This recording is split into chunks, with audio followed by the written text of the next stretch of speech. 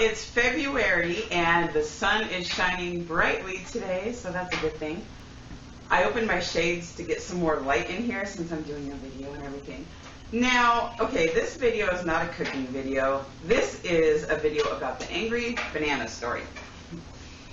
I had mentioned to a few people that I was angry about bananas one day, and I didn't want to go into it at the time.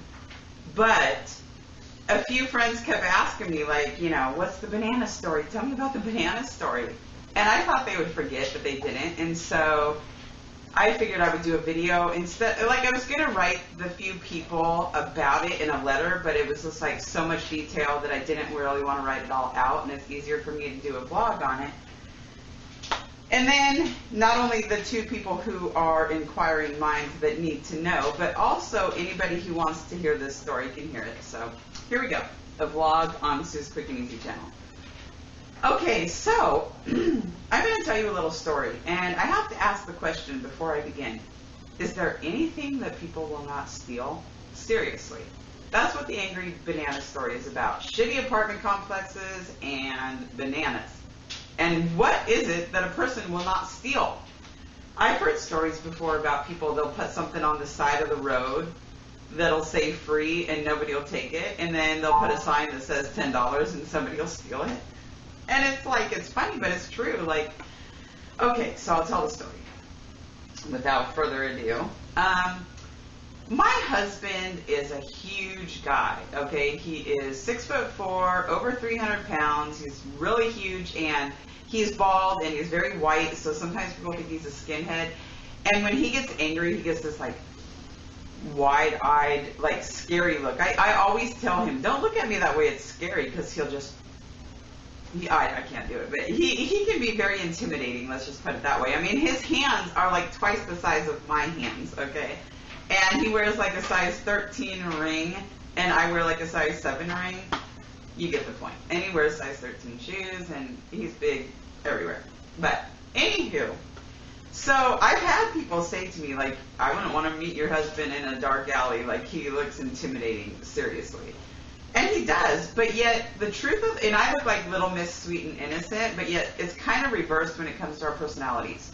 Rob will be the person who will let someone put up, you know, treat him more like shit than me.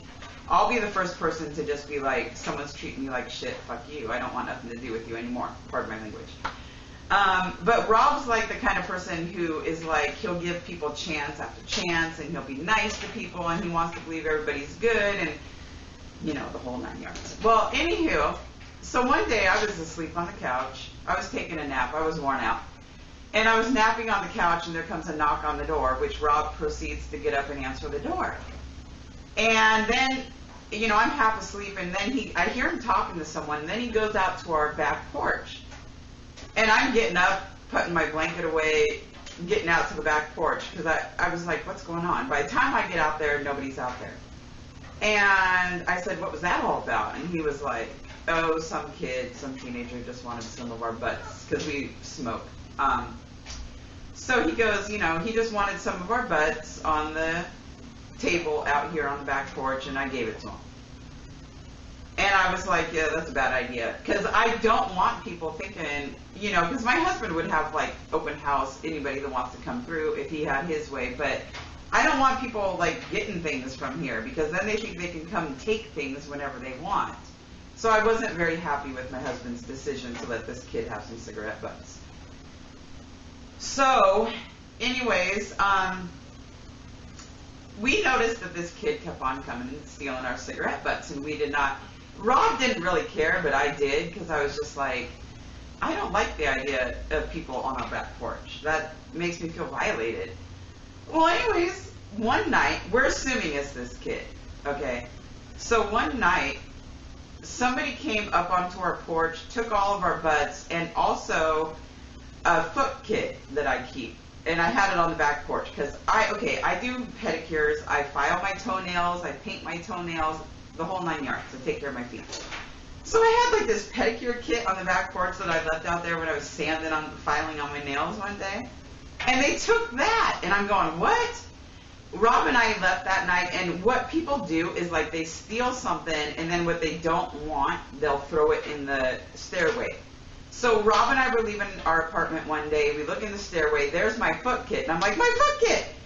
So I grabbed my foot kit and I'm like, what? They stole this. I mean, obviously I can figure it out. They steal something, just grab it, go through it somewhere else, throw away what they don't want. So here they are. They're going through all of my feet stuff that has my nail fungus and everything else on it. And I'm thinking, what? That's, what? Now, in this apartment complex, I've seen people steal wallets and throw a wallet in the stairwell with no money, and I've returned the wallet to the office so that people could at least get their IDs back and their cards and stuff. Well, anyways, they stole my foot kit. And then, in true redneck fashion, Rob and I happen to have a freezer on our back porch as well that we keep like extra meat and stuff.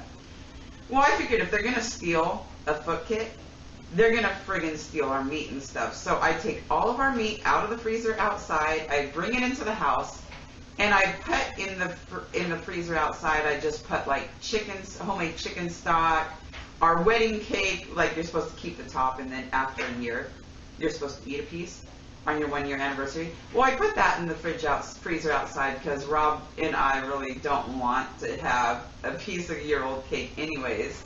So if somebody wanted to steal that, no big deal. And then, like, you know, things like just stuff that, you know, like you wouldn't care if it got stolen. Like there was a bag of bananas. I take whole bananas and then I freeze them in a bag. So therefore, if I want to bake something that's already froze, it's in its shell, you just have to unthaw it and then squeeze it into your banana bread or whatever you're making, and it's very convenient. So one day we noticed that someone had been on our back porch, and there was a bag of bananas that was stolen and a bag of my bread. I had like 5 loaves of bread in this bag. That was stolen along with my bag of bananas.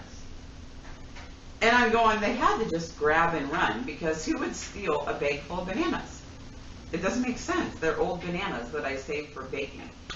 So I'm thinking to myself, well, gosh, I'm glad for one thing that I took all the meat out of there and put it in the house and just have stuff out on the back porch that I don't care if it gets ripped off. But still, I feel violated. And they took my bananas? What? What? What? It don't make sense. And then, not only did they steal my bananas and my bread, but they left 2 containers full of chicken stock just sitting on our lawn chair. So I look up, I look over, and there's like chicken stock, 2 things of chicken stock just sitting there. And I'm like thinking, what the hell is going on our back porch when we're in bed? They're going and stealing bananas, they're putting chicken stock out, what the hell? Oh. So finally we took the freezer that was outside and we put it in the house in our dining room area. And we've been taking our ashtray full of cigarette butts into the house every night, because we're hoping that if there's less things around our porch that looks good, maybe they won't be coming in all the time, you know? But they must be pretty brazen, because, you know, sometimes Rob and I will get up in the middle of the night to go have a cigarette, and because we can't smoke in our apartment, we smoke outside. So in the middle of the night, 2, 3 in the morning, sometimes we'll get up, we'll go outside and have a cigarette, one of us. And whoever this thief was, you know, we could have caught them on our back porch at any time, ripping off our cigarettes and our bananas. And I'm thinking to myself, what would I have said if I would have went out there and caught him or her stealing my bananas? Would I have said, drop those bananas now or I'm going to shoot? Like with a banana, and loaded banana in my hand, or, hey, drop those bananas if you know what's good for you. I don't know. I don't know. It's just so ridiculous. I mean, I guess what the problem with these apartment complexes that we're in, and a lot of people have said this, a lot of car break-ins, even a few apartment break-ins, and then people stealing stuff off porches and stuff. I guess what the thing is like, there are nice apartment complexes around here, but down the road is like a wooded area where homeless people live and druggies and all this. So they're coming up to these nice apartments and they're stealing people blind. And that's another reason why Rob and I want to get the hell out of here as quick as we can, because it sucks.